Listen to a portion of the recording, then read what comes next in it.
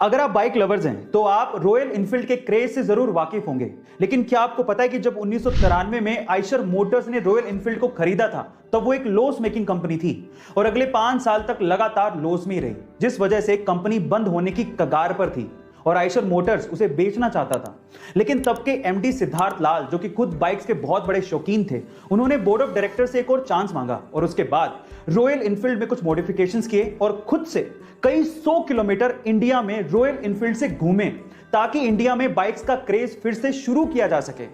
और उसी का नतीजा है कि आज royal Enfield mid size bike के सेगमेंट में 96% मार्केट को कैप्चर किए हुए है और इसी वजह से रॉयल इनफील्ड का इतना क्रेज है। गाइस, क्या आपको इसके पहले तक ये अमेजिंग इंफॉर्मेशन पता थी? और अगर नहीं पता थी तो कमेंट सेक्शन में जरूर लिखेगा और ऐसे अमेजिंग वीडियोस के लिए शेयर, सब्सक्राइब एंड लाइक। मिलता है अगली वीडियो में।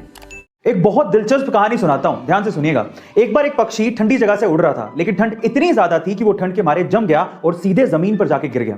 पास से एक गाय जा रही थी जिसने पक्षी को तड़पते देखा तो उसने पक्षी के ऊपर गोबर कर दिया।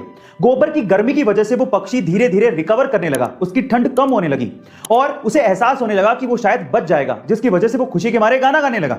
पर उसके गाने को गलती से किसी बिल्ली ने सुन लिया। बिल्ली ने देखा कि आवाज कहां से आ रही है, तब उसे समझ में आया कि गोबर में एक पक्षी है जो गा रहा है, तो उसने गोबर से पक्षी को बाहर निकाला और खा गया।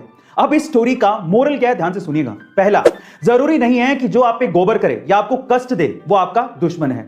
दूसरा, जरूरी नहीं है कि जो आपको गोबर से बाहर निकाले या कष्ट से बाहर निकाले वो आपका दोस्त ही है। और तीसरा, जब भी आप गोबर के अंदर हो यानी कि कष्ट में हो तो अपने मुंह को बंद रखना चाहिए। गाइस, आपको ये स्टोरी कैसे लगी कमेंट सेक्शन में जरूर लिखेगा और ऐसे अमेजिंग वीडियोस के लिए शेयर, सब्सक्राइब एंड लाइक। मिलते हैं अगली वीडियो में।